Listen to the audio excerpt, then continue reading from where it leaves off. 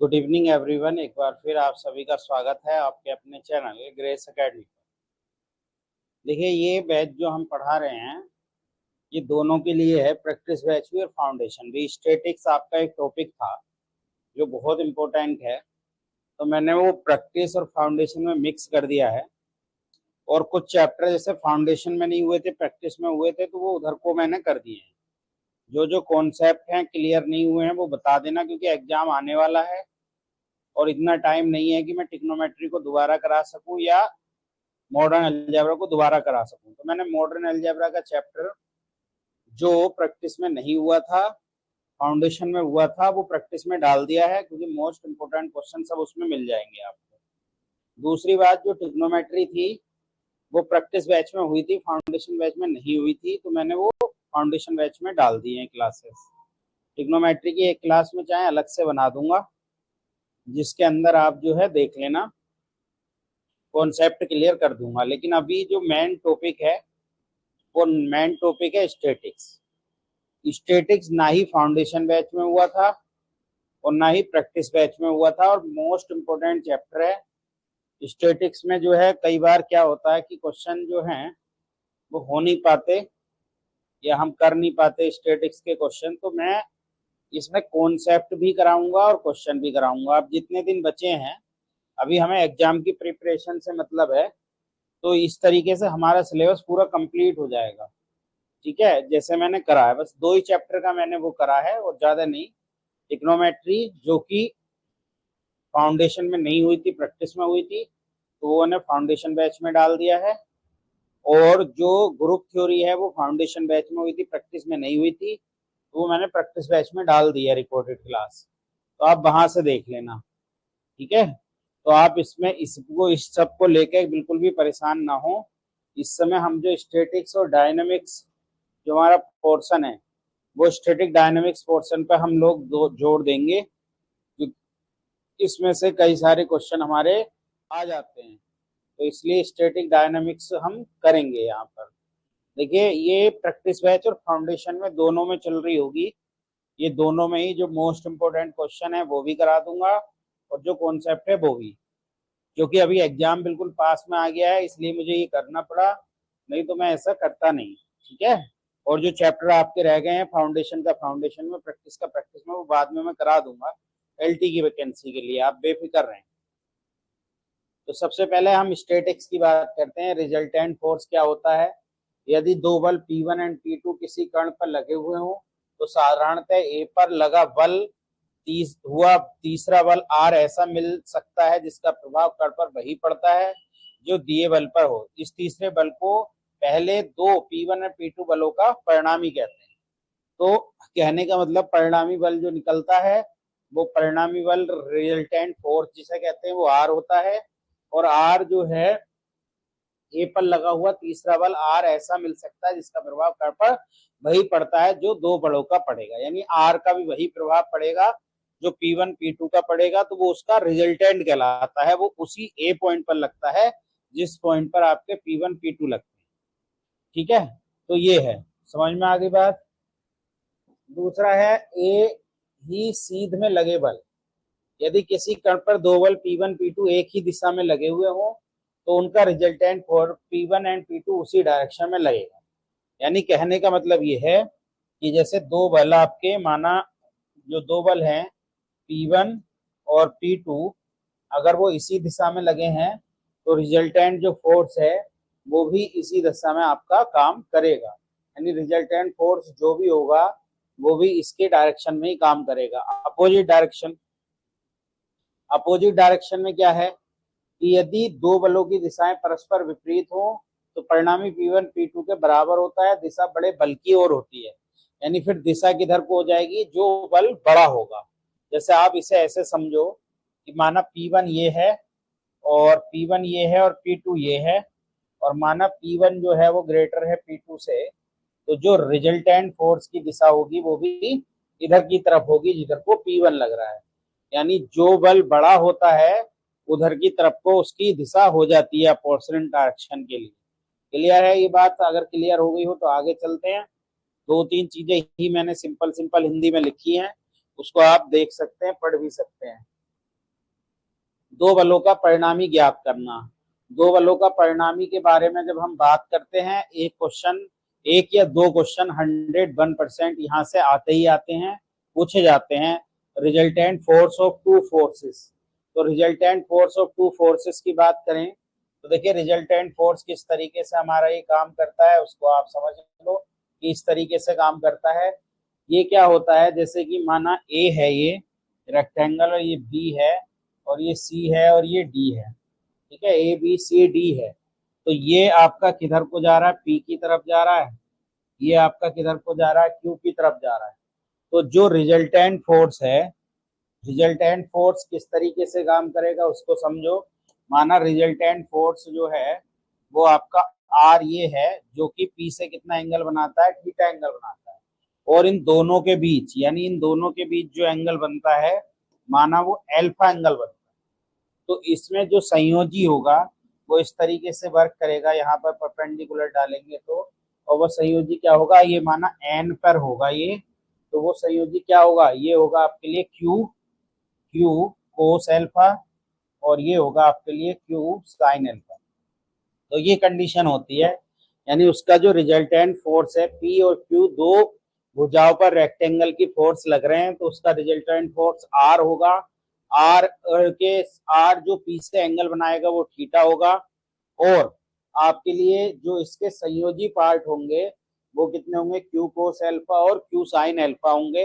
तो जब हम इस ट्रायंगल की बात करेंगे, ये बी एन, यानी in triangle A C N की बात करेंगे, इसमें ए सी एन, इन ट्रायंगल जब हम बात करेंगे, in triangle A C N, तो ए सी एन में देखिए ये परपेंडिकुलर हम डालते हैं, तो परपेंडिकुलर डालते हैं तो सामने की भुजा इसके लिए कर्ण हो जाएगी, यानी ए सी का स्क्वायर बराबर ए बी का स्क्वायर प्लस बी सी का स्क्वायर, ये कंडीशन हो जाएगी। तो जो ए सी का स्क्वायर है, वो ए सी का स्क्वायर तो हमने आर माना है रिजल्टेंट, और जो ए बी है, ये पूरा ए बी नहीं A N, sorry A N पड़ेगा ना, ये पूरा ए एन ये है, और एन सी ये है। इस ट्रायंगल में बात कर रहे हैं तो ये इसको चेंज कर लेना, क्योंकि ये ए एन है आपके लिए ए एन स्क्वायर, प्लस के ये है सी एन स्क्वायर। तो ए एन क्या है, ए एन है पी प्लस क्यू कोस एल्फा का स्क्वायर, और प्लस सी एन स्क्वायर क्या है, सी एन है आपके लिए क्यू साइन एल्फा का आपका स्क्वायर। तो ये बन रहा है आर स्क्वायर बराबर P square plus Q square cos square alpha plus 2p Q कोस alpha plus Q square sine square alpha. तो इन दोनों में से कॉमन ले लेंगे तो ये हो जाएगा आर स्क्वायर बराबर P square plus Q square और प्लस 2p क्यू और कोस एल्फा। तो रिजल्टेंट फोर्स आपका ये निकल कर आएगा आर स्क्वायर बराबर P square plus Q square plus 2p Q L cos alpha. ये कंडीशन निकल कर आएगी इसके अंदर, ठीक है।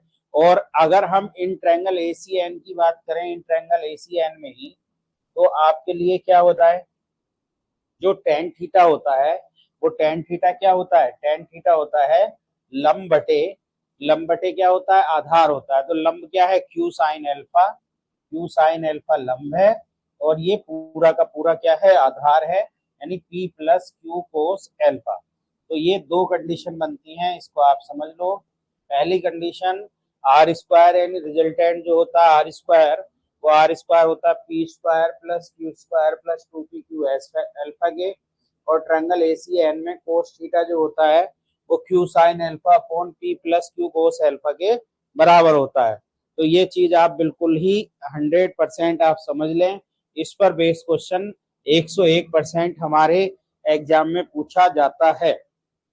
क्लियर है, किसी को कोई डाउट तो नहीं है रिजल्टेंट फोर्स निकालने में, या रिजल्टेंट फोर्स एंड पी के बीच एंगल की बात करें तब किसी को कोई डाउट हो तो वो पूछ सकता है।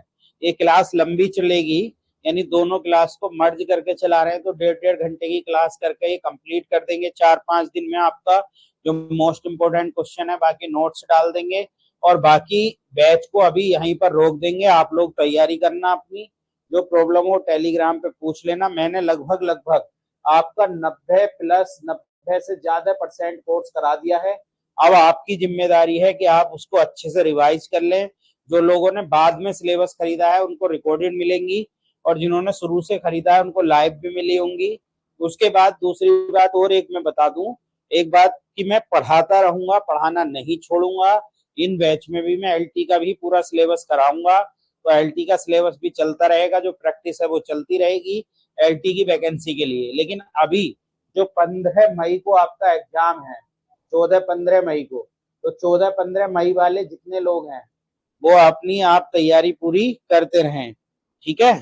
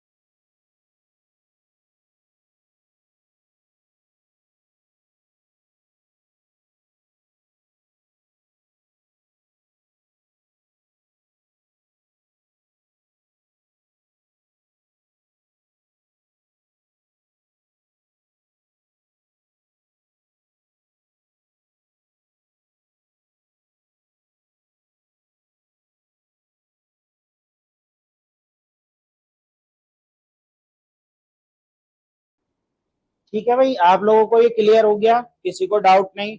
आगे हम चलते हैं। आगे यदि बल एक दूसरे पर परपेंडिकुलर हो, परपेंडिकुलर का मतलब कि वहां पर 90 एंगल बन रहा हो। अब 90 एंगल बन रहा हो, अब हमारे पास जो फॉर्मूला है, यानी एल्फा बराबर जो बन रहा है वो 90 एंगल बन रहा है। हमारे पास फॉर्मूला है आर स्क्वायर बराबर P square plus Q square plus 2 P Q, और हमारे पास कोस एल्फा है। तो हम आर स्क्वायर प्लस बराबर B P square plus Q square plus 2 P Q और कोस 90 कर देंगे। कोस 90 का जो मान हो जाएगा, वो कोस 90 का मान कितना हो जाएगा, 0 हो जाएगा। तो ये हमारे पास कंडीशन आ जाएगी आर स्क्वायर बराबर P square plus Q square, यानी परपेंडिकुलर पर जो रिजल्टेंट फोर्स निकलेगा वो आर स्क्वायर बराबर P square plus Q square बनेगा। और जो एंगल टेन थीटा था, अगर हम टेन थीटा एंगल देखें,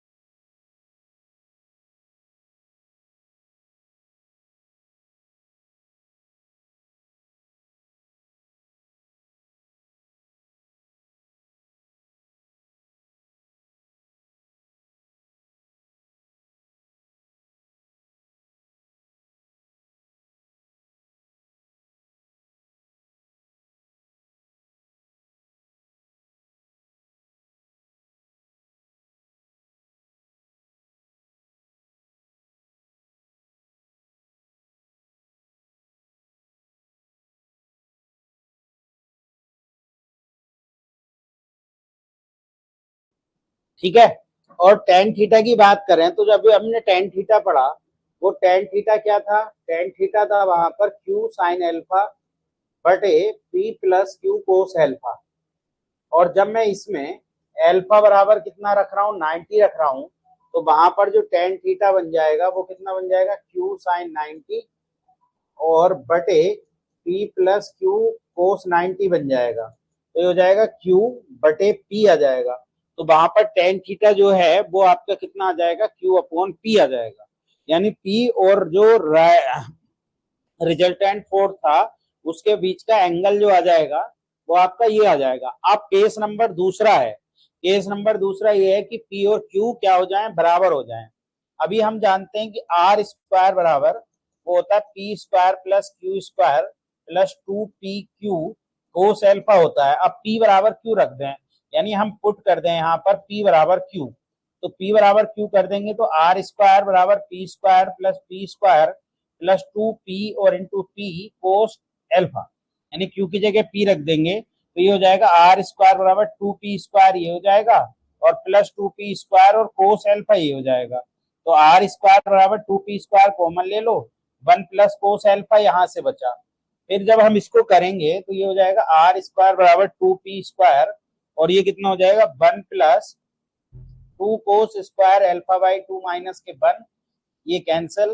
तो आर स्क्वायर बराबर हो जाएगा 4p square cos square alpha by 2, यानी रिजल्टेंट फोर्स आर बराबर हो जाएगा 2p कोस एल्फा बाई 2 जब हम इसका स्क्वायर रूट करेंगे। तो हमारे पास जब p और q बराबर हो जाएंगे तो जो रिजल्टेंट फोर्स आर है वो आर बराबर आपका कितना आ जाएगा, 2p कोस एल्फा बाई 2 आ जाएगा। और जब हम यहाँ पर टेन थीटा की बात करते हैं इसी केस में, जब पी क्यू बराबर हो तो हमें पता है टेन थीटा जो हमारा होता है वो टेन थीटा होता है क्यू साइन एल्फा बटे पी प्लस क्यू कोस एल्फा, ये हमारा होता है। तो अब हम क्या करेंगे, यहाँ पर पी और क्यू दोनों बराबर रखने हैं, भाई पुट कर देंगे यहाँ पर पी बराबर क्यू, तो पी बराबर क्यू रखने पर टेन थीटा बराबर कितना आ जाएगा, ये हो जाएगा P sine alpha upon P plus P cos alpha, ये हो जाएगा। पी से पी कट जाएगा वहां पर, तो टेन थीटा बराबर sine alpha upon 1 plus cos alpha बचेगा। इसको आप जब हाफ एंगल में तोड़ेंगे तो ये टूटेगा 2 sine alpha by 2 cos alpha by 2 और ये टूटेगा 1 plus 2 cos square alpha by 2 minus 1, ये कैंसिल, 2 से 2 कैंसिल, कोस से कोस एल्फा। तो टेन थीटा बराबर जो हो गया वो टेन एल्फा बाई 2 हो गया। तो टेन एल्फा बाई तो थीटा बराबर कितना हो गया, वो एल्फा बाई 2 हो गया। यानी थीटा का मान कितना आ जाएगा, एल्फा बाई 2। यानी P बराबर अगर Q होता है तो वहां पर रिजल्टेंट फोर्स जो आता है वो आता है R बराबर 2p कोस एल्फा बाई 2 और जो एंगल आता है टेन थीटा वो टेन थीटा कितने के बराबर आता है, टेन थीटा यानी थीटा जो आता है वो एल्फा बाई 2 के बराबर आता है। ये सारी कंडीशन जो मैं आपको समझा रहा हूं, ये सारी कंडीशन हमसे डायरेक्टली पूछी जाती हैं, यानी डायरेक्ट इसका आंसर हमसे पूछा जाता है कि अगर ऐसा होगा तो क्या होगा और ऐसा होगा। अब अगला है the resultant force is maximum then, यानी ये मैक्सिमम कब होगा और ये मिनिमम कब होगा। तो देखिए मैक्सिमम जब होगा जब कोस एल्फा का मान क्या हो जाएगा, 1 हो जाएगा, और मिनिमम जो होगा वो कोस एल्फा का मान माइनस के 1 हो जाएगा। यानी केस नंबर इसका फर्स्ट पॉइंट है resultant resultant is maximum if cos alpha बराबर 1, यानी दैट इज एल्फा कितना होना चाहिए, एल्फा आपका होना चाहिए 0। यानी अगर एल्फा 0 है यानी दोनों के बीच कोई एंगल नहीं बन रहा, तो इसका मतलब वहां पर वो क्या हो जाएगा, मैक्सिमम हो जाएगा।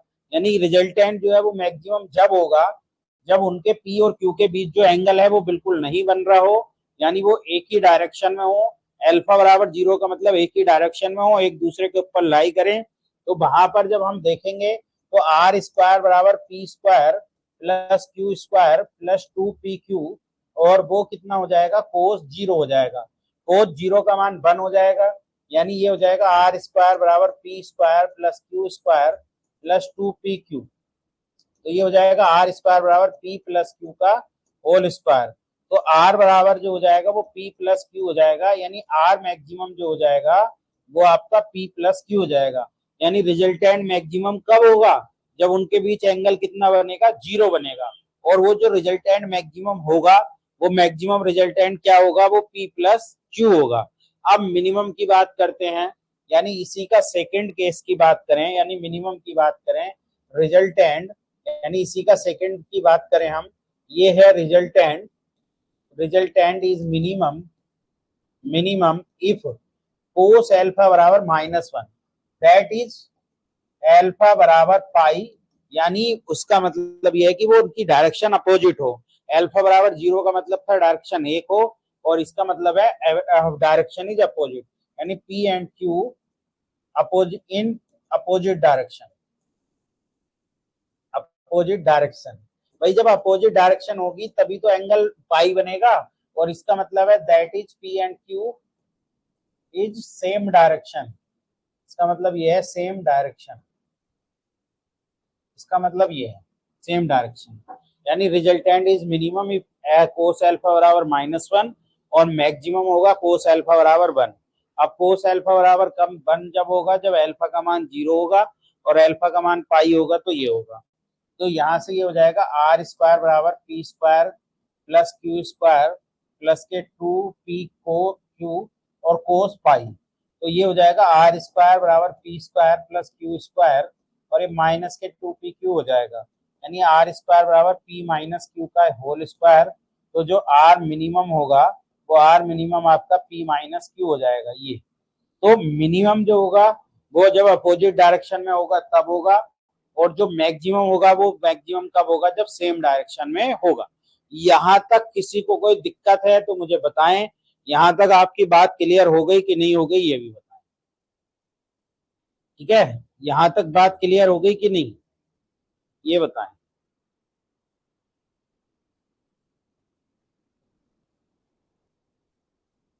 सभी लोग, जितना मैंने रिजल्टेंट फोर्स के बारे में बताया उतनी बातें सब क्लियर हो गई कि नहीं हुई? अगर डाउट है तब भी बताएं, डाउट नहीं है तब भी बताएं। एक सोनू कुमार का मैसेज आया है, बाकी और किसी का मैसेज नहीं आया है, तो मैं क्या समझू कि आपको नहीं समझ में आया?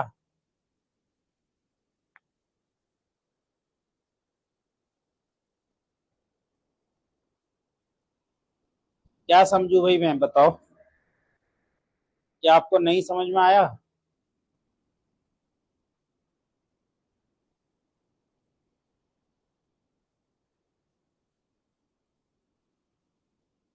पीएससी वाला पार्ट मैंने मॉडर्न एलजेब्रा जो आता है, सीरीज जो आती है दुष्यंत भाटी जी, वो मैंने करा दिया है, उसकी वीडियो मैंने डाल दी है। ठीक है दुष्यंत भाटी जी, आप बिल्कुल परेशान मत हो, उसकी वीडियो मैंने सब डाल दी है, जितना बीएससी का पोर्शन आता है। ठीक है, वो सब करा दिया है मैंने। ठीक है, बीएससी वाला पोर्शन वो मैंने दोनों में वीडियो डाल दी है, फाउंडेशन में भी डाल दी है और उसमें आपका जो प्रैक्टिस बैच है उसमें भी डाल दी है। दोनों में वीडियो पड़ी हुई है, आप आराम से देखिए। उसके नोट्स जो मोस्ट इंपोर्टेंट क्वेश्चन है वो सब मैंने करा रखे हैं, कहीं भी बच के नहीं जाएगा। आप लोग विश्वास करें, अगर आप मेरे पास तैयारी कर रहे हैं, अगर मेरा पढ़ाया हुआ टिक्नोमेट्री भी आती है जी, हाँ टिक्नोमेट्री मैंने डाल दी है, जो बीएससी की हाइपरबोलिक वाली टिक्नोमेट्री है दुष्यंत भाटी जी, वो टीजीटी में नहीं आती है। एक आधा क्वेश्चन वैसा अगर फॉर्मूले बेस आ जाए तो आ जाए, लेकिन वो हमारे इसके सिलेबस में नहीं है। वो हमारे किसके सिलेबस में है, वो हमारे एलटी के सिलेबस में है, तो एलटी में कराऊंगा। जो आप कह रहे हो ना हाइपरबोलिक वाली टिक्नोमेट्री को कह रहे हो ना, हाइपरबोलिक टिक्नोमेट्री, हाइपरबोलिक टिक्नोमेट्री की बात कर रहे हो दुष्यंत भाटी?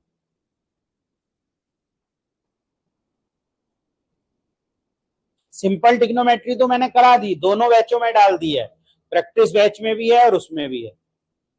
टिक्नोमेट्री दोनों बैचों में पड़ी हुई है, फाउंडेशन में भी प्रैक्टिस में भी। लेकिन जो हाइपरबोलिक वाली टिक्नोमेट्री है, वो हाइपरबोलिक वाली टिक्नोमेट्री हमारे एलटी में आती है, टीजीटी पीजीटी में नहीं आती है। उसके जो क्वेश्चन है वो सिंपल क्वेश्चन आएंगे, वो फॉर्मूले बेस वो मैंने करा दिए। इनवर्स के क्वेश्चन आएंगे, वो इनवर्स के क्वेश्चन मैंने करा दिए। उसके बाद जो फॉर्मूले बेस है वो फॉर्मूले आप पढ़ लेना बीएससी के, जैसे कि ये वाला फॉर्मूला है, जैसे sine hyperbolic square x minus cos hyperbolic square x बराबर 1, ऐसे ऐसे फॉर्मूले हैं, तो वो सारे फॉर्मूले आप पढ़ लेना।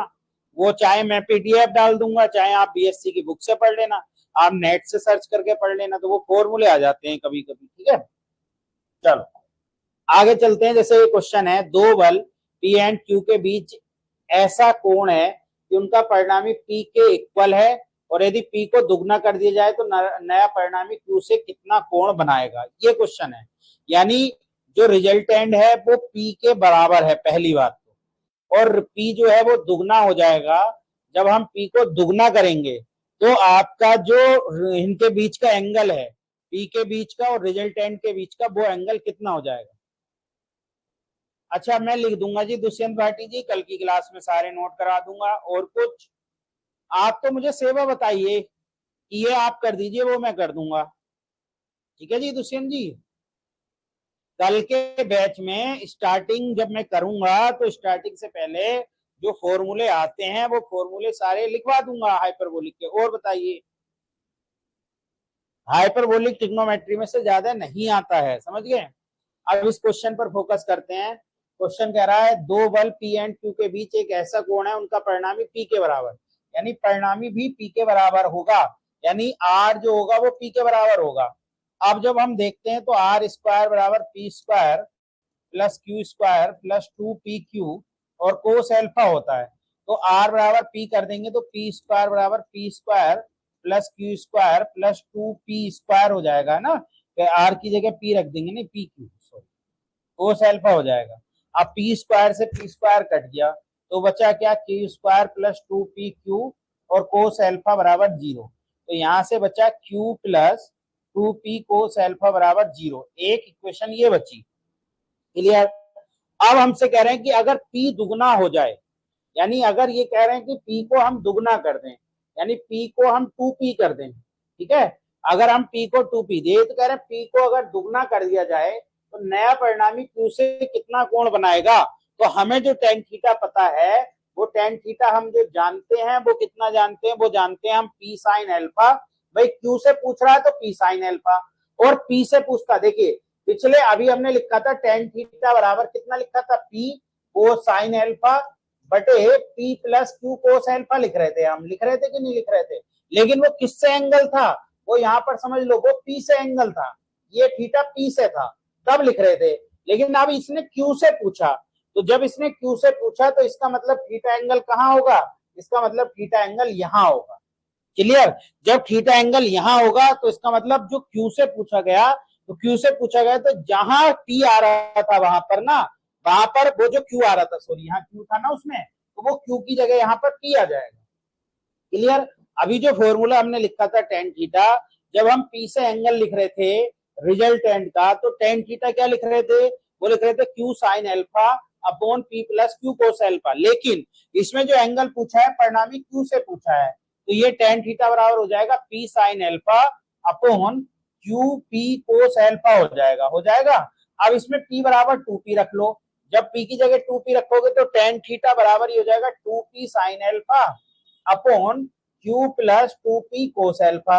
अब ये हम जानते हैं यहां से कि ये जो आया इस condition q plus 2p cos alpha, इसका मान यहां से 0 आया, तो tan थीटा जब 0 रखेंगे तो वो इंफिनिटी बन जाएगा, 0 से डिवाइड करेंगे तो।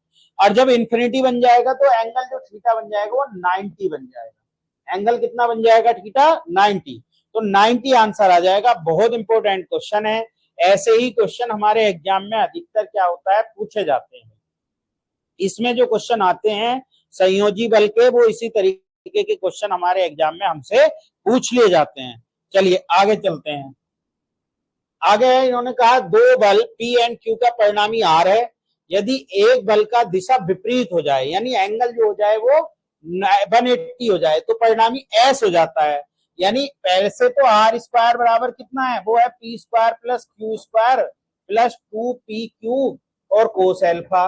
और अगर क्या कर दें, इसको दिशा विपरीत कर दे तो S हो जाएगा, तो S स्क्वायर बराबर P square plus Q square plus 2p Q और कोस ये कितना हो जाएगा, इसके एंगल को हमने बदल दिया, तो एंगल बदल दिया तो कोस ये यहां से कितना हो जाएगा, कोस 180 माइनस अल्फा हो जाएगा, है ना भाई। 180 एंगल घुमा देंगे अल्फा को, तो इसका मतलब वहां पर तो विपरीत दिशा में हो जाएंगे, तो विपरीत दिशा में हो जाएंगे तो यहाँ से एस स्क्वायर बराबर क्या आ जाएगा, एस स्क्वायर बराबर आ जाएगा P square plus Q square minus 2pq और कोस अल्फा सेकेंड इक्वेशन आ जाएगी, है ना, माइनस आ जाएगा 180 माइनस अल्फा। अब दोनों को ऐड कर दो, क्योंकि हमें किसका मान चाहिए, हमें मान चाहिए R square plus S square का। तो R square plus S square क्या हो जाएगा, यानी इक्वेशन 1 प्लस इक्वेशन 2 कर दो यहां से। तो ये कितना हो जाएगा, ये हो जाएगा R square plus S square, वो कितना हो जाएगा 2p square plus 2q square, और ये कैंसिल हो जाएगा।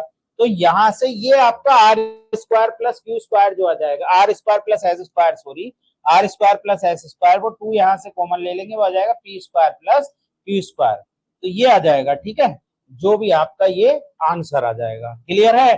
तो इसमें कोई डाउट नहीं रहना चाहिए किसी भी प्रकार का। इसमें आराम से आप इस टाइप के क्वेश्चन कर सकते हैं। कंडीशन देखें कि हमारे क्वेश्चन में क्या कंडीशन दी, उसी कंडीशन को हम क्या करते हैं, अप्लाई कर दें। जब हम कंडीशन को अप्लाई कर देंगे तो हमारा जो क्वेश्चन है वो बहुत ही आराम से और बिना किसी परेशानी के वहां पर हो जाएगा। आगे चलते हैं।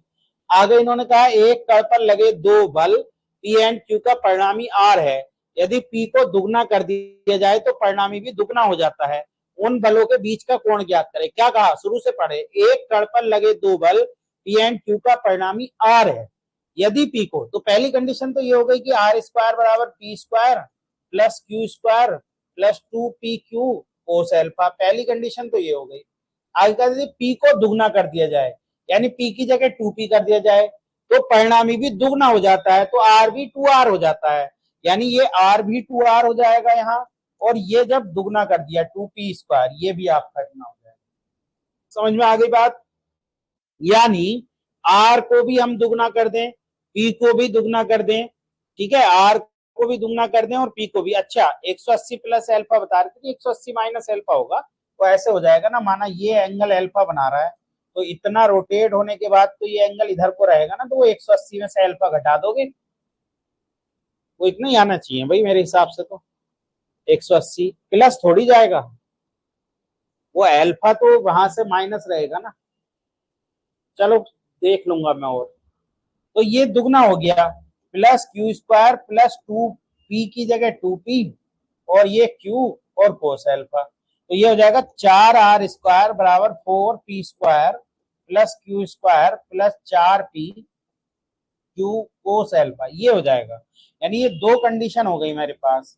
जब मेरे पास दो कंडीशन हो गई तो अब मुझे जो एंगल निकालना है वो कोस एल्फा निकालना है।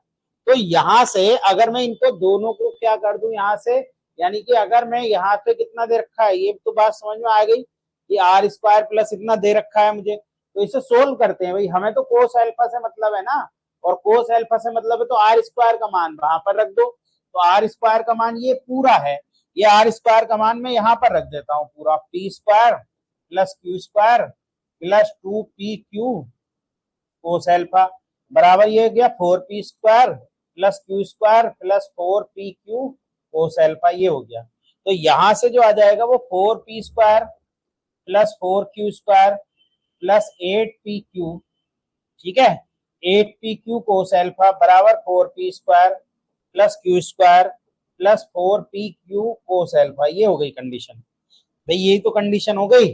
भाई हमने क्या करा, आर स्क्वायर का मान रख दिया। जब आर स्क्वायर का मान रख दिया तो क्या बचा भाई, यहाँ से 4p स्क्वायर से तो 4p स्क्वायर कट गया, ये कितना आ गया, इधर ले जाएंगे 3q स्क्वायर बचा, और इधर ले जाएंगे माइनस के 4pq कोस एल्फा बचा। जब इधर ले जाके ये बचा, एक क्यू से एक क्यू चला गया, तो यहाँ से जो कोस एल्फा आ गया वो आ गया 3q अपॉन माइनस के 4p, ये आ गया। कोस एल्फा बराबर आ गया 3q बटे 4p, तो एल्फा बराबर आ गया कोस 3q अपॉन माइनस के 4p, यानी ये हमारा एंगल बन गया। तो इस तरीके से हम एंगल निकाल सकते हैं इस कंडीशन में। अच्छा क्वेश्चन है, पूछा जा सकता है, तो ध्यान रखना। ठीक, next question, the resultant of P and Q are is R if P is reverse, यानी P को क्या कर दें, पलट दें, P को रिवर्स कर दें, Q remaining the same, तो P Q नहीं बदलता, then result become R if R perpendicular to R dash, यानी इसमें पहले तो समझ लो क्वेश्चन क्या है। कहा the resultant of P and Q is R, P is reversed, Q remaining, then the same resultant become R if R perpendicular to R dash, यानी R dash भी होगा भाई, कहीं ना कहीं गलती हो रही है क्वेश्चन में, एक जगह क्वेश्चन में कुछ ना कुछ गलती हो रही है, यानी ये बिकम आर डैश बन जाएगा, ये आर डैश, ऐसा, ये गलती हो। यानी वो क्या कह रहे हैं, क्वेश्चन को पकड़ो, क्वेश्चन में कहा कि the resultant of P Q is R, भाई पी क्यू का रिजल्टेंट आर है, if P is reverse, P को पलट दिया, क्यू को नहीं पलटा, मतलब पी को पलट दिया लेकिन क्यू को नहीं पलटा। जब पी को पलट दिया और क्यू को नहीं पलटा तो कह रहे हैं कि जो रिजल्टेंट है वो रिजल्टेंट आपका आर डैश बन गया, ठीक है, जो रिजल्टेंट है वो हमारा क्या बन गया, R dash. If R perpendicular to R dash, R जो है वो आर डैश के क्या है, वहां पर परपेंडिकुलर है, ठीक है, तो आर आर डैश के क्या है, परपेंडिकुलर है, दोनों के बीच जो एंगल बन रहा है, तो इसमें से क्या कंडीशन होगी। देखिए बहुत इंपॉर्टेंट क्वेश्चन है, ये क्वेश्चन पूछा जाता है, ठीक है। कोई इसका आंसर बताना चाहेगा आप में से, मैं अभी समझाता हूं कैसे करेंगे, कोई बताना चाहे तो।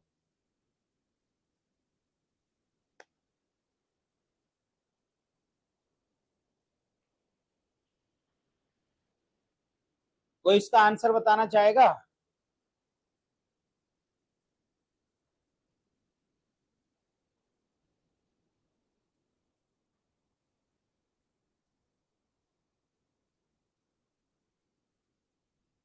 बी। देखो बहुत सिंपल क्वेश्चन है, पहले आप समझ लो।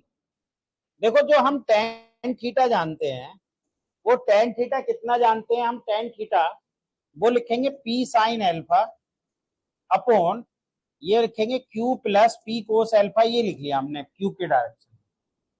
अब ये इक्वेशन नंबर आपकी 1 हो गई। अब आपने थीटा को, उसने तो दोनों के बीच रिजल्टेंट बन रहा था, उसके बीच एंगल परपेंडिकुलर हो गया आर डैश। जब परपेंडिकुलर हो गया तो परपेंडिकुलर में ये बन जाएगा आपके लिए ten pi by two minus theta, और ये हो जाएगा पी साइन वही पाई माइनस एल्फा। भाई इसको रिवर्स कर दिया ना, क्यू को नहीं करा, तो इसलिए हमने पी के साथ का एंगल लिया। तो पी के साथ का एंगल लेने से क्या हुआ कि उसको रिवर्स कर दिया, उल्टा कर दिया, तो जो एंगल बचा वो पाई माइनस एल्फा बचा, अपॉन ये बचा क्यू प्लस पी कोस, और ये पाई माइनस एल्फा। देखिए पी के साथ यही तो कहा, पी इज रिवर्स, पी को जब रिवर्स करेंगे और एल्फा एंगल पहले से ही है तो वो पाई माइनस एल्फा रह जाएगा। ऐसी यहाँ पर पाई, यानी हमने क्या करा, क्यू से एंगल ले लिया टेन थीटा का, वो आपका क्या हो गया, P sine alpha upon Q plus P cos alpha. फिर उसके बाद उसमें 90 एंगल बन रहा था तो हमने पाई माइनस थीटा की कंडीशन कर दी, 90 एंगल बन रहा था तो पाई माइनस थीटा। यानी देखो इसको ऐसे समझो आप, जब आपको समझ में आएगा एक बार डायरेक्शन समझो, ए बी सी डी। अब ये रिजल्टेंट है, माना ये रिजल्टेंट है। अब जब ये रिजल्टेंट है तो यहां से जो एंगल बन रहा है ये एंगल थीटा बन रहा है। अब जो रिजल्टेंट है उसको हमने 90 एंगल इसको रोटेट कर दिया है ना, 90 एंगल रोटेट कर दिया ये, तो ये जो एंगल बचा ये pi by two minus theta बचा, हमारा रिजल्टेंट यहाँ पहुंच गया 90 एंगल, और ये रिवर्स हो गया। यानी पी क्या है, इन्होंने कहा ये पी था ये क्यू था, तो पी क्या हो गया, रिवर्स हो गया।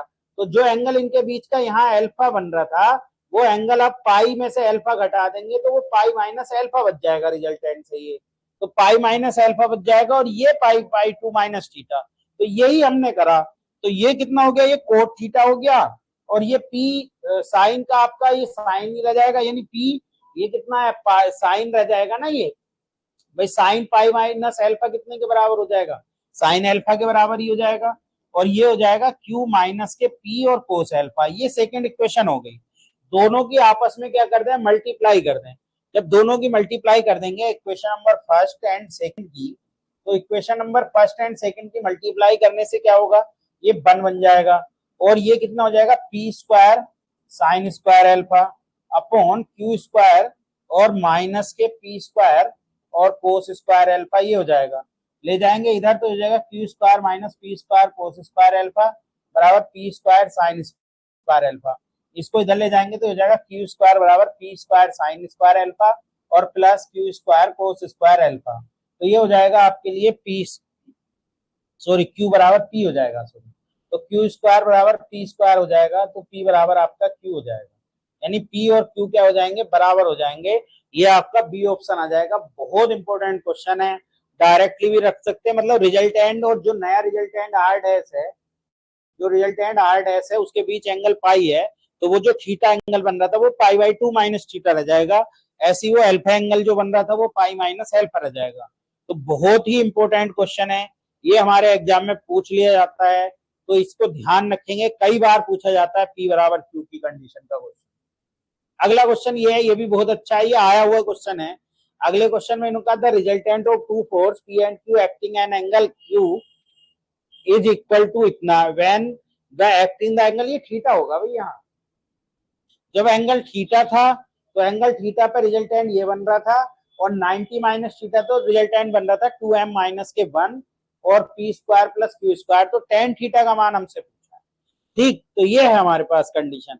देखिए है क्या भाई, रिजल्टेंट हमारा बन रहा है कितना, 2m होगा, 2m होगा, हाँ ये भी 2m होगा, यानी रिजल्टेंट हमारा बन रहा है 2m प्लस 1 का स्क्वायर हो गया, स्क्वायर कर देंगे ना, p square plus Q square, ये हो गया, और ये हो गया p square plus Q square plus 2pq और कोस थीटा, ये बन रहा है, यानी 2m प्लस 1 का whole square p square plus Q square बराबर p square plus Q square plus 2pq cos alpha.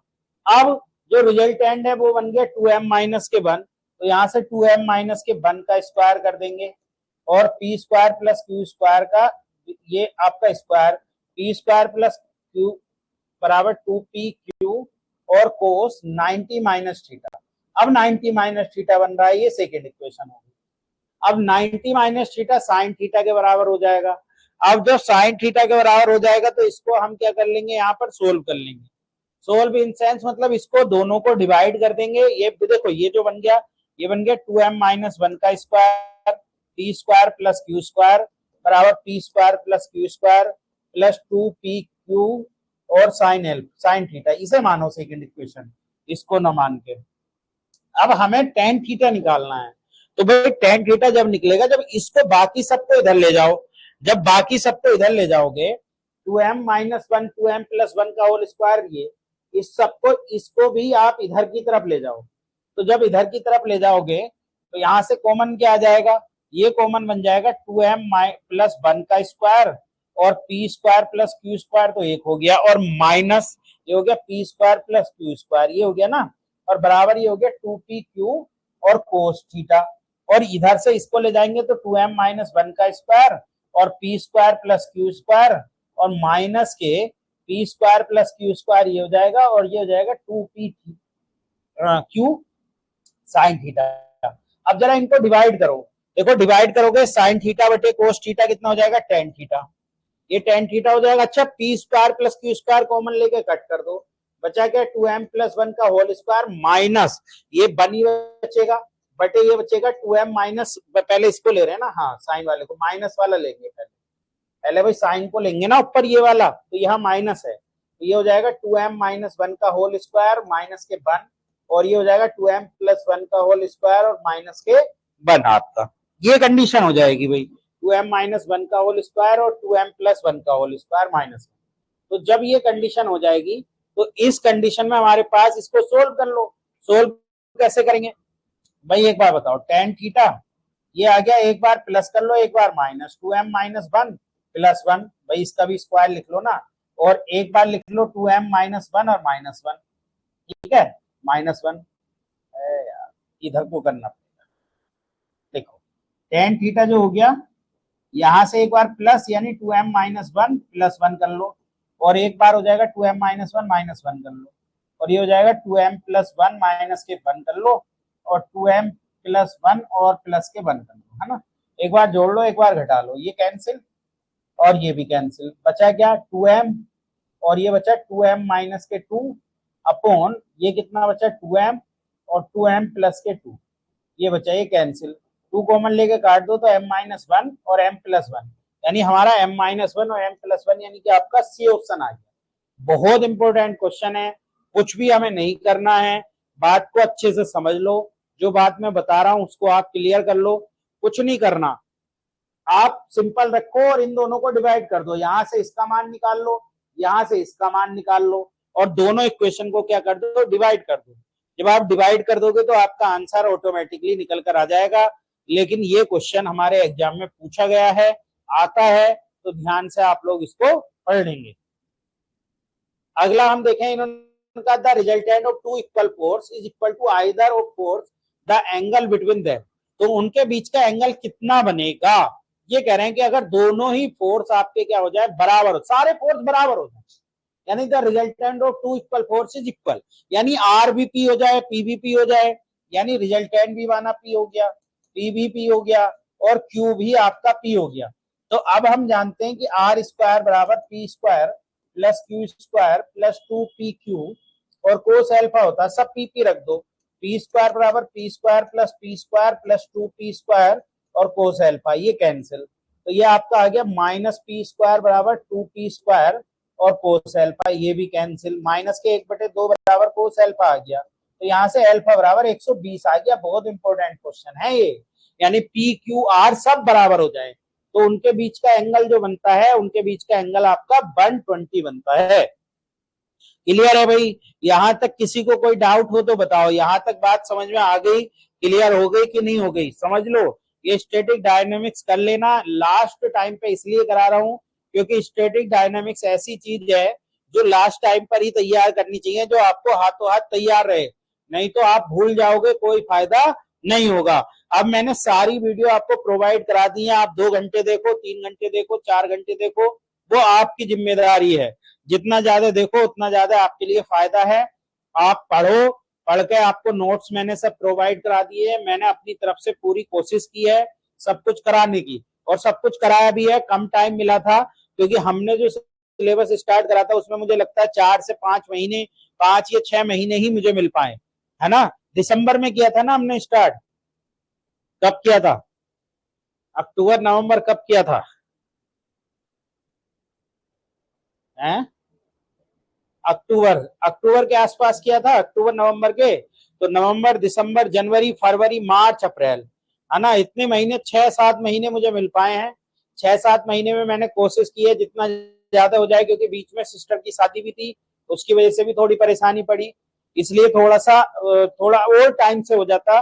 लेकिन अब हमारे पास पूरा आधार है एलटी का, अब एलटी के बैच में हम कोई भी देरी नहीं करेंगे, क्योंकि हमारी ये जो है, लेकिन मैं समझता हूं कि अधिकतर बच्चों का हमारा सिलेक्शन हो जाना चाहिए, क्योंकि जितना मैंने पढ़ाया है, इस पढ़ाए हुए में से आपको 90% मिलेगा। मैंने ऐसे ऐसे मोस्ट क्वेश्चन कराए हैं कि जो आएंगे ही आएंगे, आपको परेशान होने की बिल्कुल भी जरूरत नहीं पड़ेगी। तो बताइए, किसी को कोई दिक्कत? इस क्वेश्चन, अब तक जितने क्वेश्चन कराए मैंने स्टैटिक डायनामिक्स में, ये वाले, अभी तक कोई किसी को परेशानी तो नहीं है? क्लियर हो गया सब? तो फिर मैं उसके बाद आगे बढ़ूं। क्लियर हो गया? कोई डाउट तो नहीं है?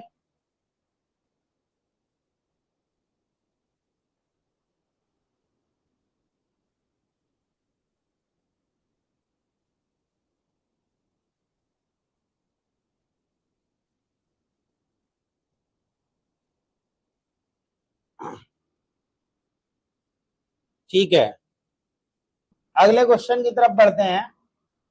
अगला क्वेश्चन उनका, force F is resolve into two component P and Q, P is right angle to. अब ये रिसोल्व का क्वेश्चन है, इसको अभी छोड़ दो भाई, ये कंपोनेंट का है, आगे करेंगे इसको, अभी पढ़ा दे पहले उसको। अगला क्वेश्चन ये है, ये बहुत इंपॉर्टेंट है। उनका the resultant of P and Q is R if Q is double, R is also double, if Q is reverse then R is again double, then इतना बताना। ये बहुत इंपॉर्टेंट क्वेश्चन है, पिछले वाले क्वेश्चन को अभी ड्रॉप करेंगे, बाद में बताऊंगा मैं उस क्वेश्चन। देखिए कंडीशन क्या क्या है, जो कंडीशन है उन कंडीशन को लगाएंगे, और उस कंडीशन को लगाते हुए हम क्वेश्चन करेंगे। देखिए आप समझिए, हमारे पास, हम जानते हैं बी नो दैट, हम क्या जानते हैं? बी नो दैट हम जानते हैं कि भाई, हम तो ये जानते हैं आर स्क्वायर बराबर होता है P square plus Q square plus 2pq, और कोस अल्फा होता है इक्वेशन नंबर 1, है ना? इसे बन भी मत मानो। अब क्या केस कहा उसने, वो से समझो। जो जो केस कहा उसने, कहा the resultant of P Q is R is Q is double, then R is also double, यानी आर को भी डबल कर दो जब क्यू को डबल कर रहे हो, है ना? जब क्यू को डबल कर रहे हो तो आर को भी क्या कर दो? डबल कर दो। तो हमने आर को डबल कर दिया, जब हमने क्या करा? क्यू को भी डबल कर दिया, यानी हमारे पास जो इक्वेशन बन गई वो बन गई 4r स्क्वायर बराबर P square plus 4q square, है ना? प्लस ये कितना हो जाएगा? 4pq cos alpha, equation number 1। अब दूसरा केस क्या कह रहे हैं? वो कह रहे हैं क्यू इज रिवर्स्ड, यानी क्यू को उल्टा कर दो, यानी पाई एंगल बन जाएगा वहां। तो अगेन आपके लिए आर इज डबल, यानी आर को डबल कर दो और इनके बीच जो एंगल बन रहा है पी प्लस क्यू वो माइनस में बन जाएगा, है ना, क्योंकि रिवर्स की बात कर रहे हैं तो यहाँ पर माइनस आ जाएगा, यानी 2pq कोस अल्फा, यानी ये कंडीशन बन जाएगी 4r स्क्वायर बराबर P square plus Q square minus 2pq cos alpha. Equation number second बन गई। अब जब इक्वेशन नंबर सेकंड बन गई, हमें पी क्यू आर के बीच का क्या निकालना, रेशियो निकालना है, यानी हमें बताना है कि पी क्यू, तो हम दोनों ही इक्वेशन को यहां पर क्या कर देते हैं, दोनों इक्वेशन को आप ऐड कर दो और ऐड करने के बाद सेटिस्फाइड करा लो ऑप्शन से। यानी इक्वेशन नंबर 1 आप क्या काम करो, आप एक काम करो, इसे इक्वेशन नंबर 1 इसे दो नाम, इसे इक्वेशन 2 दो और इक्वेशन नंबर 3 दो। अब आप 3 को और 1 को क्या कर दो, ऐड कर दो। जब आप 3 को और यानी इक्वेशन नंबर 1 प्लस कर दो इक्वेशन नंबर 3 में, तो इक्वेशन नंबर 3 में प्लस करोगे तो 5r स्क्वायर हो जाएगा, वो 5r स्क्वायर ये कितना हो जाएगा, ये हो जाएगा 2r square plus 2q square, और वो कट गया, ये कट गया, तो ये कंडीशन आ गई हमारे पास। अब इसको आप सेटिस्फाइड करा लो ऑप्शन से, यानी कौन सा ऑप्शन इसमें सेटिस्फाइड कर रहा है, तो जब सेटिस्फाइड करेगा तो ये सी ऑप्शन करेगा। देखो पी का मान ये हो गया, पी क्यू आर है ना, ये पी क्यू आर, तो ये पी का मान हो गया, ये क्यू का और आर का। जरा रखो, आर की जगह कितना रखना है 2 का स्क्वायर, और पी की जगह कितना रखना है 2 का स्क्वायर, और क्यू की जगह रखना 3 का स्क्वायर। तो ये हो जाएगा 4 पंजे 20 और ये हो जाएगा 4 दूनी 8 हो जाएगा ये, और प्लस 3 तिया 9 दूनी 18 है, 3 तिया 9 दूनी 18 हो जाएगा ना, और ये कितना हो जाएगा 4 और 8। क्या ये सेटिस्फाइड कर पा रहा है भाई, ये देख लो जरा, P square plus Q square, ठीक है। सी वाला 2 और 3 को जोड़ो 5 हो गया, 5 दूनी 10, 2 और 3 को जोड़ना है ना हमें, अरे हाँ स्क्वायर का मान नहीं है ये तो खुद स्क्वायर का ही मान है ना, ये तो खुद अपने में ही, यानी पी स्क्वायर की जगह हमें 2 रखना है और क्यू स्क्वायर की जगह हमें 3 रखना है और आर स्क्वायर की जगह 2 रखना है। अब रखो 5 इंटू 2 और 2 इंटू 2 प्लस 2 इंटू 3, तो ये हो गया 10 बराबर 4 प्लस 6, यानी 10 बराबर 10 सेटिस्फाइड कर गया। कौन सा ऑप्शन, सी ऑप्शन। बहुत इंपॉर्टेंट क्वेश्चन है ये, क्योंकि इसमें कभी कभी हमसे ऐसे पूछता है कि पी क्यू आर का रेशियो बताओ, तो वो कितना हो जाएगा स्क्वायर रूट 2 स्क्वायर रूट 3 और स्क्वायर रूट 2, ये आ जाएगा फिर, और P square Q square R square पूछेगा तो ये आ जाएगा। ये क्वेश्चन इंपॉर्टेंट क्वेश्चन है और ये हमसे पूछ लिया जाता है, इसलिए मैं इसको बार बार बता रहा हूं कि ध्यान से आप लोग इसको कर लो, कोई दिक्कत हो तो मुझे बताएं। अगला अगला क्वेश्चन उनका, if two force P plus Q and P minus Q make angle alpha with each other, दोनों के बीच एंगल अल्फा बन रहा है, and their resultant make an angle theta with the bisector of angle between the forces, then P upon Q कितने के बराबर वहां पर होगा। देखिए ये क्वेश्चन भी इसका क्वेश्चन नहीं है, ये भी असल में जो क्वेश्चन है वो संयोजन का क्वेश्चन है, यानी यहां पर इस तरीके से काम नहीं करेगा। ये क्वेश्चन कैसे काम करेगा मैं आपको समझाता हूं, ये कैसे काम करेगा। देखिए ये है आपके लिए, माना ये जो फोर्स लग रहा है, माना ये ए बी सी डी हो गया यहाँ पर, है ना, तो ये जो फोर्स लग रहा है माना पी प्लस क्यू लग रहा है ना, और ये जो फोर्स लग रहा है माना ये पी माइनस क्यू लग रहा है ना। अब इनका जो रिजल्टेंट है वो रिजल्टेंट एंगल जो बना रहा है वो इससे अल्फा बना रहा है, तो अल्फा बना रहा है और इनके बीच एंगल थीटा बन रहा है। आप इसको ठीक से पढ़ो, उनका if two force P plus Q P make an angle alpha with each other, यानी दोनों के बीच जो एंगल बन रहा है वो एंगल अल्फा बन रहा है, ये माना हमने अल्फा एंगल बन रहा है, एंड देयर रिजल्टेंट मेन और theta with bisector of angle between the forces, यानी इनके बीच जो रिजल्टेंट है ये इसका जो बाइसेक्टर है, इसके बाइसेक्टर के साथ वो कितना एंगल बना रहा है, थीटा एंगल बना रहा है। जब बाइसेक्टर के साथ वो थीटा एंगल बना रहा है तो ये जो पूरा एंगल हो गया भाई, वो तो अल्फा था और थीटा वो था, तो ये अल्फा माइनस थीटा हो गया ये एंगल इतना, जो इसके बाइसेक्टर के साथ बना रहा है। और ये वाला एंगल जो हो गया वो एंगल कितना हो गया, वो एंगल हो गया अल्फा प्लस थीटा, ये अल्फा प्लस थीटा हो गया। अब जब ये अल्फा प्लस थीटा हो गया तो इसके ये दोनों एंगल, ये एंगल और ये एंगल बराबर होंगे, तो ये भी अल्फा प्लस थीटा हो गया, ठीक है, ये अल्फा प्लस थीटा ये भी हो गया। अब अल्फा माइनस थीटा ये है, अल्फा प्लस थीटा ये है, तो ये जो बचा ये 180 माइनस 2 अल्फा बचा, क्योंकि Q से Q वो थीटा से थीटा कट जाएगा, तो 180 माइनस कितना बचेगा 2 अल्फा बचेगा। तो अब जब हम इसमें लगाएंगे तो P प्लस Q किसके सामने का एंगल लेगा, वो आपका इसके साथ सामने लेगा, और P माइनस Q इसके सामने लेगा। यानी ये कंडीशन बनेगी, जो P प्लस Q है वो आपके लिए साइन इसके सामने कौन सा है, अल्फा प्लस थीटा, ये लेगा। और यहां से P माइनस Q के सामने वाला कौन सा है, देखो P माइनस Q है, इसके सामने ये है अल्फा माइनस Q, तो ये लेगा sine alpha minus theta, Q का नाम आ रहा है, अल्फा माइनस थीटा लेगा। अब यहां से आप इसको कर ले, जब आप इसमें ये निकालेंगे तो ये कंडीशन हो गई P plus Q upon P minus के Q बराबर ये हो गया साइन अल्फा प्लस थीटा, और अपॉन कितना हो गया साइन अल्फा माइनस थीटा। अब संयोजन वाली स्थिति लगा, मतलब कंपोनेंट टू डिवाइडेंडो लगाओ, तो CD रूल, CD रूल। तो जब CD रूल लगाएंगे तो P plus Q plus P minus Q जोड़ दो, और इसको भी P plus Q minus P minus Q कर दो, ठीक है। तो ये हो जाएगा साइन अल्फा प्लस थीटा, और ये हो जाएगा plus sine alpha minus theta, और ये हो जाएगा साइन, CD रूल लगा देंगे, alpha plus theta minus sine alpha minus theta, ये लगा देंगे। तो यहां से क्या है, Q से Q कट गया, P से P इसमें कट जाएगा, तो कंडीशन जो लास्ट में बनेगी वो से आप सोल्व कर लेना, P अपॉन Q वो बनेगी tan alpha upon tan theta, यानी वो कंडीशन बनेगी tan alpha upon tan theta. तो ये कंडीशन बन जाएगी, यानी P अपॉन Q बराबर हो जाएगा tan alpha upon tan theta, यानी बी ऑप्शन। तो बहुत अच्छा क्वेश्चन है, लेकिन बेसिकली ये इसका क्वेश्चन नहीं था, ये क्वेश्चन अलग था, लेकिन कोई बात नहीं है, इसमें आ गया तो यहाँ पर हमने सोल्व।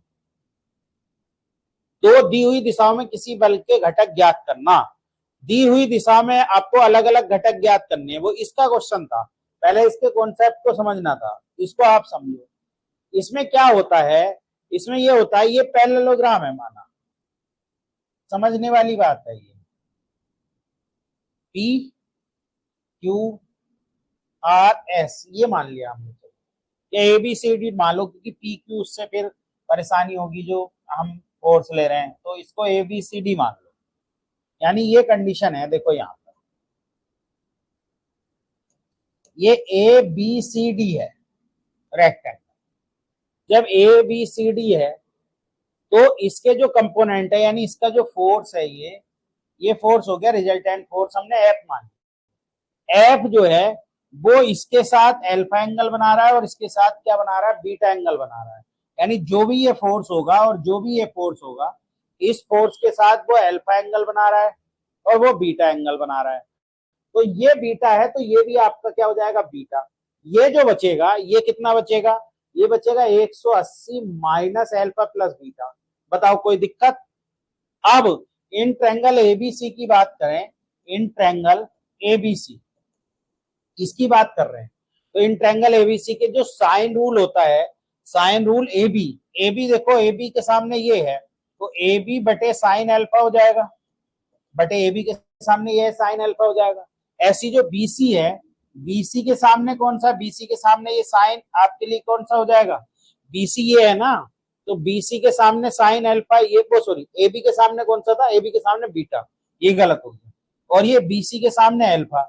और जो आपके लिए एसी है, एसी के सामने कौन सा एंगल बन रहा है, एसी के सामने बन रहा है sine 180 minus alpha plus beta, ये बन रहा है ना, तो एसी के सामने ये बन रहा है। तो ये कंडीशन लगा देंगे, जब ये कंडीशन लगा देंगे तो यहां से जो फोर्स है वो निकल कर आ जाएंगे। देखिए ये आ गया A B upon sine beta, और ये आ गया बीसी बटे साइन अल्फा, और एसी बटे कितना हो गया, ये साइन 180 वाला साइन अल्फा प्लस बीटा हो गया, साइन अल्फा प्लस बीटा हो गया। तो यहां से ए बी बराबर कितना आ गया, ए बी देखेंगे तो ए बी आपका आ गया एसी, अब एसी पर एफ था तो एसी तो एफ हो गया, ये एफ था ना, एसी एफ साइन बीटा बटे ये हो जाएगा साइन अल्फा प्लस बीटा, ठीक है, ये हो गया कंडीशन। और ऐसे बीसी देखो, बीसी जो है वो बीसी हो जाएगा F sine alpha upon sine alpha plus beta, ठीक है, ये हो गया।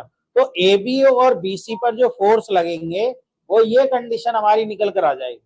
बताओ इतनी बात समझ में आ गई कि नहीं आ गई? ये कंडीशन ऐसे काम करती है कि जो रिजल्टेंट फोर्स एफ है वो आपका दोनों अलग अलग कोण बना रहा है, इस एंगल के साथ ए बी के फोर्स के साथ और एडी के। अब जो ए बी सी का होगा वही एडी का निकल जाएगा, जैसे एडी का निकालेंगे तो वो सेम ही निकल कर आ जाएगा, तो उसमें कोई डाउट वाली बात पोजीशन बची ही नहीं। आप देखो आगे, आगे ये है इनका given force F is resolve into two component R and Q along direction equal is decline to the direction of F. ये कंडीशन है। अब देखिए पी और क्यू है, माना पी और क्यू बन रहे हैं वो, और एंगल सेम बना रहे हैं। अब ये यानी ये माना ये एफ है, ये एंगल अल्फा बन रहा है और ये एंगल भी अल्फा बन रहा है, और ये जो बन रहा है ये पी है ये भी, और ये भी पी है, मतलब आपका कितना बन रहा है पी, और ये क्यू है, सॉरी एंगल अलग। ये कहा है given force F is resolve into two component R and Q along direction equal. Direction equal का मतलब ये एंगल अल्फा और ये एंगल भी आपका कितना बन रहा है, अल्फा बन रहा है। अब अभी अभी हमने पढ़ा था कि वहां पर जो आपके लिए ये पी फोर्स होगा वो एफ और साइन अल्फा होगा और बटे साइन अल्फा प्लस बीटा होगा, ये पढ़ा था। तो वो अल्फा प्लस अल्फा ही हो जाएगा, हो जाएगा कि नहीं हो जाएगा अल्फा प्लस अल्फा, क्योंकि सेम एंगल बन रहे हैं। वहां पर एंगल जब अलग अलग बन रहे थे तो अल्फा प्लस बीटा था, लेकिन यहाँ पर एंगल क्या बन रहे हैं, सेम बन रहे हैं। और इसके बाद आपका क्या है क्यू, अगर क्यू को देखें तो वो भी एफ साइन अल्फा और बटे जो बीटा था वो अल्फा ही हो जाएगा, साइन अल्फा प्लस अल्फा, तो ये सेम बन गए। देखो ये इक्वेशन 1 और इक्वेशन 2 सेम बन गए, तो यहाँ से P बराबर आपका Q आ गया। तो P बराबर Q आपका ऑप्शन नंबर कौन सा आ गया, सी आ गया। ठीक है भाई, ऑप्शन नंबर आपका कितना आ गया, सी आ गया। नेक्स्ट है resultant of two force P and Q is R if P is increase in bisect the angle between R and P increase in magnitude of P, यानी वो इंक्रीज हो रहा है, बाइसेक्ट कर रहा है। तो ये क्वेश्चन भी अभी तक यहीं पर छोड़ दो, अभी ये यहाँ का नहीं है, मैं कराऊंगा ये सारे क्वेश्चन, लेकिन जो यहाँ के वो ये क्वेश्चन यहाँ का है।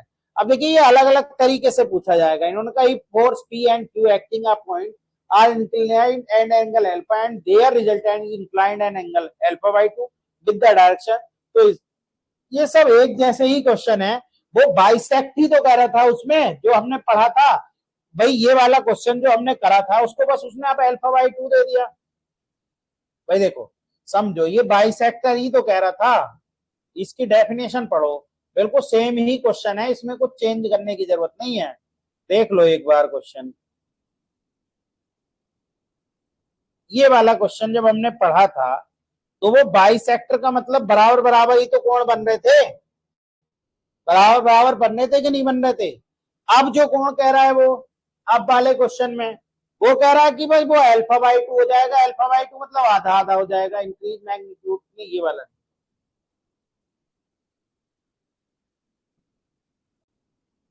ये वाला है ना, तो वो भी अल्फा बाई 2 कह रहा है वो। मतलब ये सब सेम टाइप के क्वेश्चन है, आधा आधा मतलब वही बराबर बराबर हो गया, आधा आधा, तो इसका मतलब इसका आंसर भी P बराबर Q ही होगा, इसमें भी कुछ सोचने की जरूरत आपको नहीं है। अगला क्वेश्चन, अगला कहा था resultant of force 2P and Q is R, R Q को डबल करा, R इज डबल, ये तो करा दिया मैंने। तो वो अभी मैंने बताया ना P स्क्वायर और Q स्क्वायर और रेशियो R स्क्वायर बराबर क्या था 2:3:2, तो वो P Q रेशियो R पूछा है, तो वो जाएगा square root 2 square root 3 square root 2, ये हो जाएगा स्क्वायर रूट 2 स्क्वायर रूट 3 और स्क्वायर रूट 2 हो जाएगा। तो इसमें फिर आपको परेशान होने की जरूरत नहीं, इसको तो डायरेक्टली आप लोग रट लें, इसको रट लेंगे आपका काम आराम से हो जाएगा। नेक्स्ट है इन्होंने कहा कि two force P and Q having a resultant R and the resolved part of R in the direction of P is magnitude Q, then angle between the forces, angle बताने बिटवीन द फोर्सेस में। अब देखिए ये जो इसने कहा ना, देखो बात समझो, two force P and Q have resultant R, ये तो यहाँ तक तो क्लियर है, बहुत सिंपल है। Resolve part R in the direction of P, P की डायरेक्शन में मैग्नीट्यूड Q, यानी P की डायरेक्शन में जो रिसोल्व पार्ट है, रिसोल्व पार्ट का मतलब ये वाला जो पार्ट है P की डायरेक्शन में, ये तो P था और ये कितना था, ये था Q कोस एल्फा और ये था Q साइन एल्फा, ये था आपके लिए Q कोस एल्फा और Q साइन एल्फा। तो आपके लिए P की डायरेक्शन और Q की डायरेक्शन, तो वो बिल्कुल Q, यही तो कहा कि P इज मैग्नीट्यूड Q, वो Q के बराबर है, यानी P प्लस क्यू कोस एल्फा बराबर क्यू के है। उसने यही तो कहा कि उसकी जो डायरेक्शन में है वो क्यू के बराबर है, तो हम उसे क्यू के बराबर ले लेंगे, और जब हम क्यू के बराबर ले लेंगे तो यहीं से अल्फा निकल जाएगा। वो अल्फा क्या निकल जाएगा, इसे हाफ एंगल में तोड़ लो भाई, या तो ऐसे कर लो P बराबर क्यू और माइनस के क्यू कोस एल्फा, तो यहाँ से P बराबर क्यू ये हो जाएगा और ये हो जाएगा 1 माइनस कोस एल्फा, ये हो जाएगा P बराबर Q 1 minus 1 plus 2 sign square alpha by 2, ये कट गया, तो यहां से कितना आ गया, ये आ गया 2 साइन स्क्वायर एल्फा बाई 2 बराबर P बटे क्यू, ये आ गया, यानी 2 साइन स्क्वायर एल्फा बाई 2 ये आ गया, तो साइन स्क्वायर एल्फा बाई 2 कितना हो गया, वो आ गया आपके लिए P बटे 2Q, तो यहां से साइन एल्फा बाई 2 कितना आ गया, साइन एल्फा बाई 2 हो गया स्क्वायर रूट P बटे 2Q, यानी साइन एल्फा बाई 2 आ गया आपके लिए, और एल्फा बाई 2 कितना आ गया, एल्फा बाई 2 आपका आ गया साइन इनवर्स और स्क्वायर रूट P बटे 2Q, तो यहां से एल्फा का मान जो आ गया, वो एल्फा का मान आ गया sine inverse 2 sine inverse P upon ये वाला पहला ऑप्शन आ गया। तो सिंपल क्वेश्चन है, बस उसने कहा क्यू की डायरेक्शन का जो रिसोल्व पार्ट है P की डायरेक्शन का, वो क्यू के बराबर है, उसका जो मैग्नीट्यूड है वो क्यू के बराबर है, तो उसका मैग्नीट्यूड हमने क्यू के बराबर कर दिया। अब देखो ये अगला चैप्टर है, इसको हम कल कराएंगे भाई, अभी इतना समझ लो, अब आगे की जो चीजें हैं वो मैं कल कराऊंगा, जो इसके इंपॉर्टेंट क्वेश्चन थे वो मैंने आज करा दिए, यानी एक चैप्टर के लगभग सारे इंपॉर्टेंट क्वेश्चन मैंने यहाँ पर कर दिए। अब अगला चैप्टर जो है वो इक्विलिब्रियम पोजीशन का, वो कल कराऊंगा, एक एक दिन में इसके चैप्टर खत्म करता चला जाऊंगा, और बिल्कुल टेंशन मत लेना, आज 28 है, 5 या 6 दिन में इसको समाप्त कर दूंगा।